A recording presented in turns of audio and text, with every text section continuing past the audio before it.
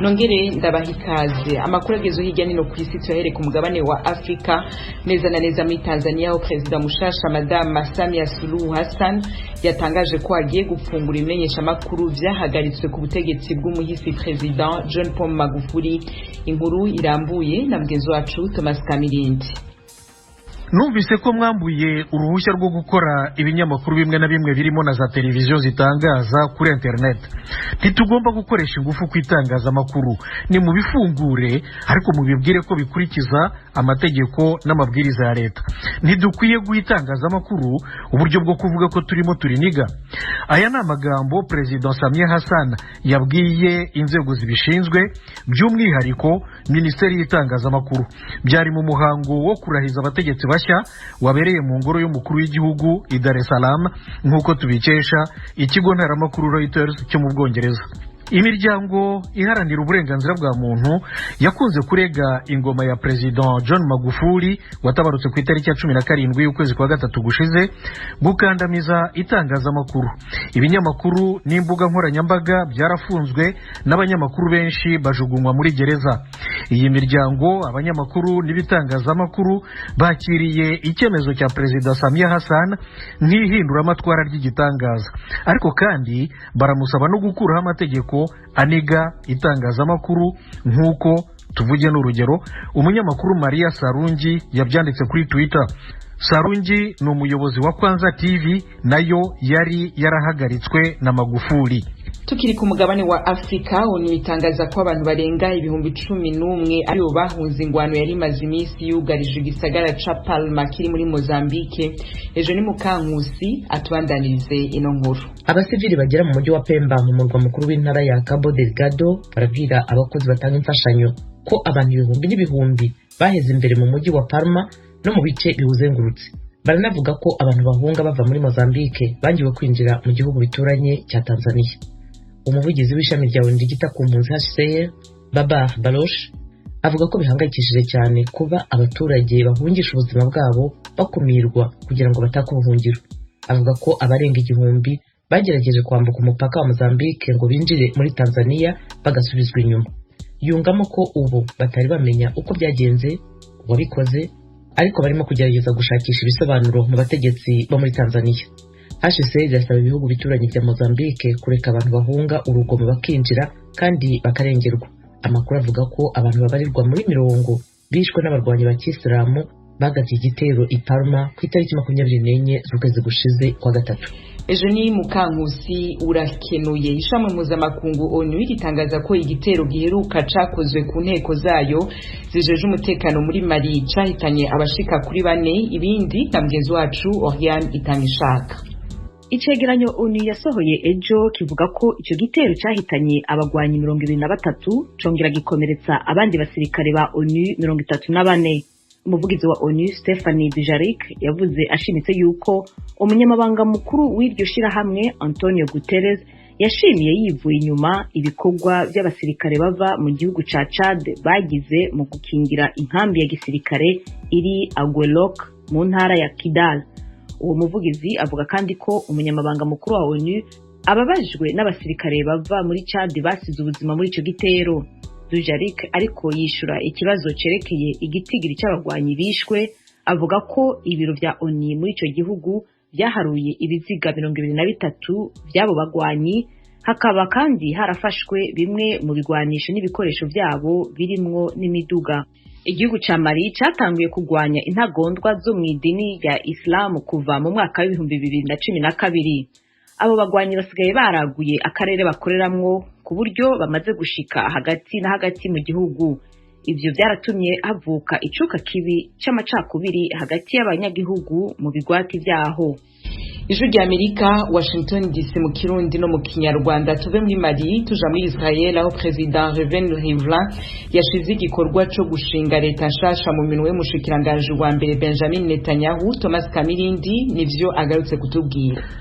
nta shyaka na rimwe ryabonye amajwi y'ubwiganze busesuye mu matora aherutse yo ku itariki ya 23 y'ukwezi gushize yari aya kane mu gihe cy'imyaka 2. Likud rya Netanyahu riza imbere ariko rikeneye gufatanya byibura n'irindi rimwe kugira ngo ashobore gushyiraho guverinoma.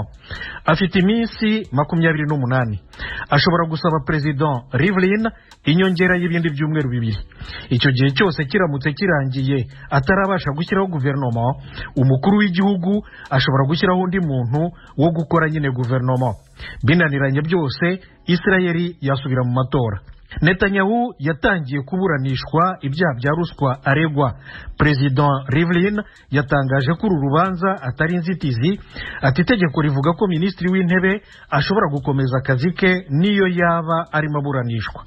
Netanyahu niwe minisitiri w'intebe wa mbere wa Israeli uburanishijwe akiri ku butegetsi, niwe wa mbere kandi mu mateka ya Israeli umaze igihe kirekire ku intebe amazemo imyaka 15. Ijwi rya Amerika, Washington DC, mu Kirundi no mu Kinyarwanda. Amakuru agezweho hirya no hino ku isi tuyabandaniriza muri Nigeria, aho abitwaje ibirwanisho batorokesheje abanyororo barenga 1,800. Hejuru ni Mukankusi, byagenze gute? Abagororwa barenga 1,800 baburiwe irengero bamaze gutoroka ubwo abagabo bafite ibibunda bikomeye bagabaga igitero kuri gereza bakoresheje ibisasu biturika harimo za grenade nk'uko abategetsi babivuze uyu munsi kuwa kabiri.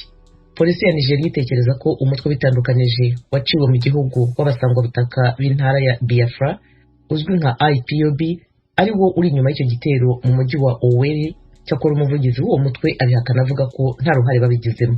Abitandukanyije mu majyepfo y'uburasirazuba bw'igihugu ni bamwe mu bateje ibibazo by'umutekano Perezida Muhammadu Buhari ahanganye nabyo, harimo inyeshyamba zimaze imyaka 10 mu majyaruguru y'uburasirazuba, ishimutwa ry'abanyeshuri mu majyaruguru y'uburasirazuba bw'igihugu hamwe n'abayobyamato bo mu kigobe cya Guinea.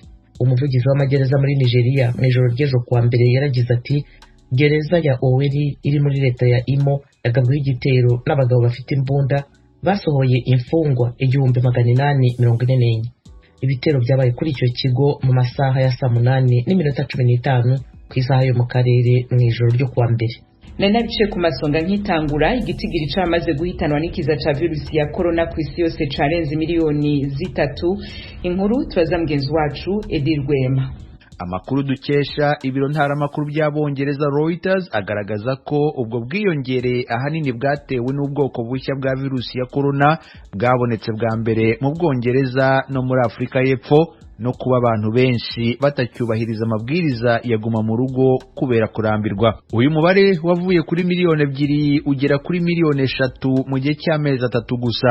Igihugu cya Brazil nicyo muri iyi minsi gipfusha abantu benshi ku munsi. Ku bantu 4 bapfa ku munsi bazize COVID-19 ku isi, umwe aba ari umunyabrazil. Ishami ry'umuryango w'abibumbye ryita ku buzima OMS ryatangaje ko rihangayikishijwe n'ubwiyongere bw'imfu muri Brazil n'ibibazo bikomeye imaze gusigira inzego z'ubuzima muri icyo gihugu. Ahandi havuga ubwiyongere bw'imibare y'abandura COVID-19 ni mu gihugu cy'Ubuhinde, aho umubare w'abandura umaze kurenga 100,000 ku munsi. Leta ya Maharashtra, imwe mu zivugwamo ubwandu bwinshi, kuri uyu wa mbere yategetse ko amazu y'ubucuruzi, sinema, ububari n'insengero bifungwa. Kugeza ubu Leta Zunze Ubumwe za Amerika niyo iza ku mwanya wa mbere w'ibihugu bimaze gupfusha abantu benshi. Abagera ku 555 nibo bamaze kwicwa na COVID-19, ariko hari icyizere cy'uko umuvuduko wo gukwirakwiza inkingo mu baturage bayo bishobora kugabanya izo mfu no kwandura iyo ndwara.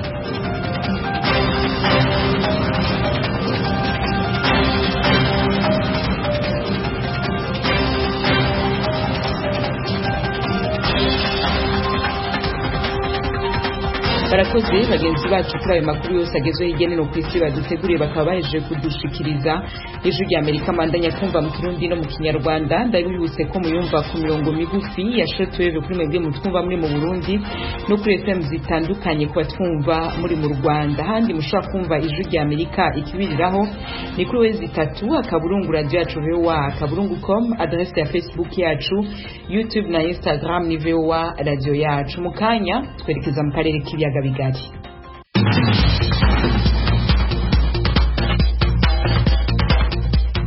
uno munsi tariki ya gatandatu y'ukwezi kwa kane imyaka 27 yarumanye umunsi ku yundi indege yari itwaye wari president w'u Rwanda Juvenal Habyarimana na mugenzi we w'u Burundi Cyprien Haryamira ihenuwe n'ibisasu bibiri vya misile hafi y'ikibuga mpuzamakungu ca Kanombe mu Rwanda. Inyuma yaho hakurikiye ubwicanyi ndengera kamere burimo na genocide yakorewe abatutsi. Abo bayobozi bari bavuye mu biganiro byo gusoza intambara umutwe wa FPR Inkotanyi wari umaze igihe urwana n'ingabo za leta y'u Rwanda y'ico gihe. Amasezerano yari yarasinywe Arusha mu mpeshi yo mu 1993 yari yemeje ko Faustin Twagiramungu ari we yo umushikiranganji wa mbere agaheza agashinga leta. Ubu Twagiramungu atwara umugambwe utavuga rumwe n'ubutegetsi witwa RDI Rwanda Rwiza.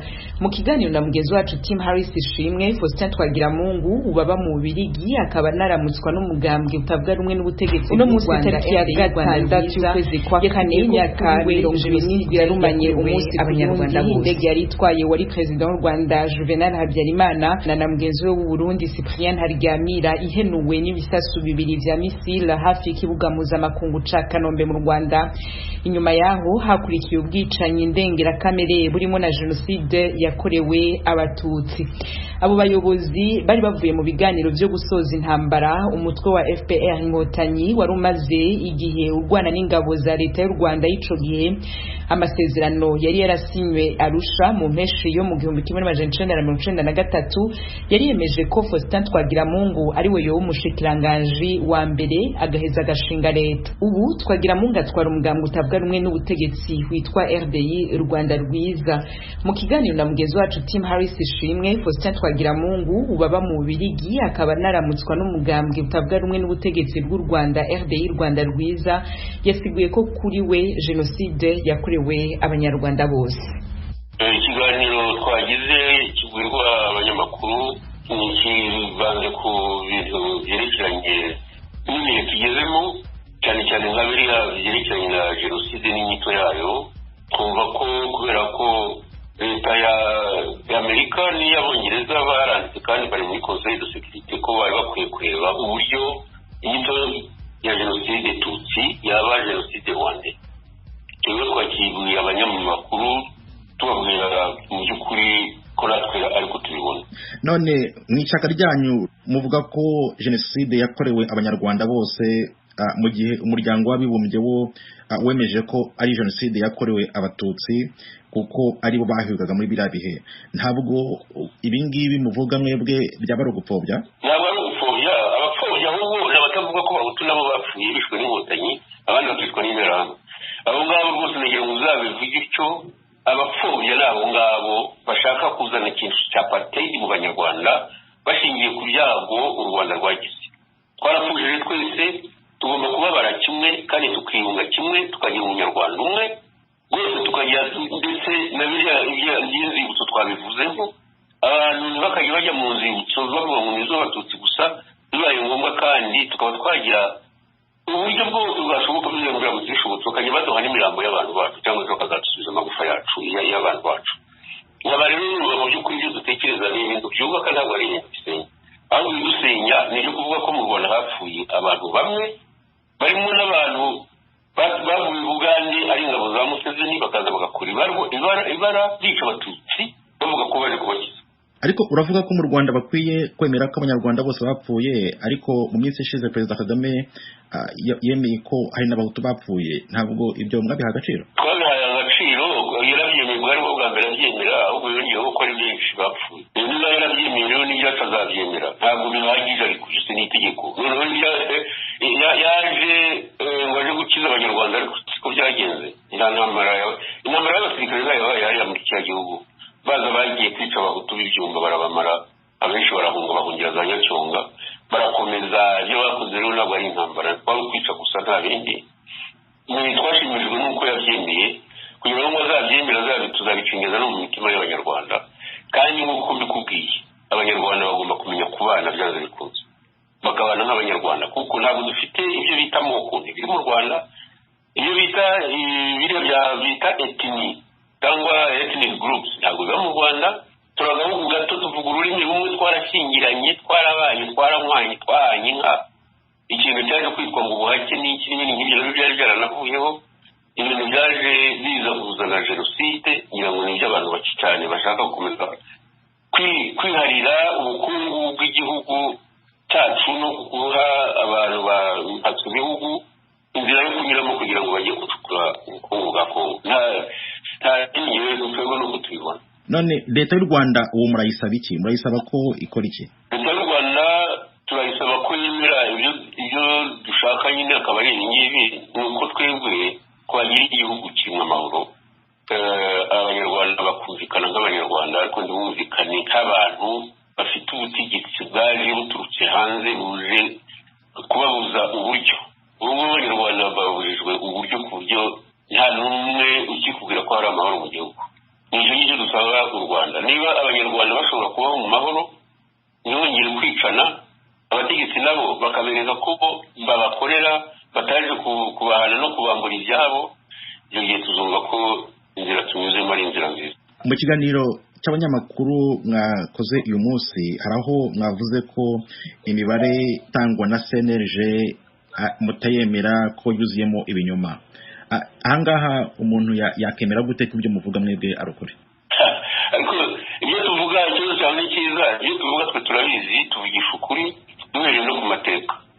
Icya mbere ni umuntu yavugiraho wenda akaba ari n'icyo yarangira zawe kisubaje ibindi. Mu mwaka w'igihumbi kimwe magana cyenda na mirongo cyenda na rimwe habayeho rusansuma ni ukuvuga ibarura ry'abanyarwanda ryakozwe n'abantu bo hanze bari mu USAID berekana ko abatutsi ari 591 nyirango abandi bari hafi 1000 nyirango bigeze ngo kwicumije cyangwa icyenda sinibuka neza ariko umubare w'undawuzi ntabwo rero umuntu ashobora kuza ngo ave muri 91 agire muri 94 cyangwa se yego avuge ko abantu bapfuye b'abatutsi ari 600 nako miliyoni muri 600 ntibishoboka uvuye ku 591 na kimwe none ugeze ku bihumbi kuri miliyoni 1,600 mu myaka ingahe mu myaka 3 ubu bishoboka ntabwo bishoboka ibintu rero bigomba gusubirwamo. Ntabwo dushaka ko abanyarwanda bazajya barwana bavuga ururimi rumwe barashingiranye baranywanye barahanye abageni baratanganye inka ngo turashaka gukora kimwe n'ibyo abazungu cyangwa se ngo dukore n'ibyakozwe igihe Hitler no kuvuga abanazi bamaze gushaka gutsembatsemba abayahudi mu Budage. Ntabwo ari byo twebwe turimo. Kuko turi abanyarwanda dushobora kumvikana tukabana mu mahoro kuko twahoze tubana kera mbere y'uko abazungu baza. Nuko ngewe mbibona. Ijwi ry'Amerika ntitwashoboye kuronka abayobozi ba CNLG komisiyo y'igihugu yo kurwanya jenoside mu Rwanda ngo bagire ico bavuga ku vyagirije vya Faustin Twagiramungu. Turabandanya tubarondera mu biganiro vyacu biri imbere. Ino tariki rero mu Burundi bayibukira ko president wabo Cyprien Ntaryamira yaguye mu ndege imwe na mugenzi we w'u Rwanda Juvenal Habyarimana. Muri ico gihugu c'u Burundi habaye imihango yo kwibukanya kwigendera Ntaryamira, n'imihango yabanjirijwe na nkuka ya misa yitabiriwe n'umukuru w'igihugu c'u Burundi Evariste Ndayishimiye. Iyo misa ikaba yabereye muri katedrale ya Regina Mundi. Iyo ndege tuributsa kandi ko yarimwo abashikiranganje babiri bari bagize leta ya Ntaryamira. Mu kiganiro abasigwa bo bashikiranganje bahaye abamenyesha makuru ejo Bujumbura mu Burundi basavye ibihugu bibanyi gukora ibishoboka ico bita ukuri kuri no dossier kukamenyekana bakanashirumbushwa. Abamenyesha makuru wacu Eloge Kaneza abitugire ku muriri.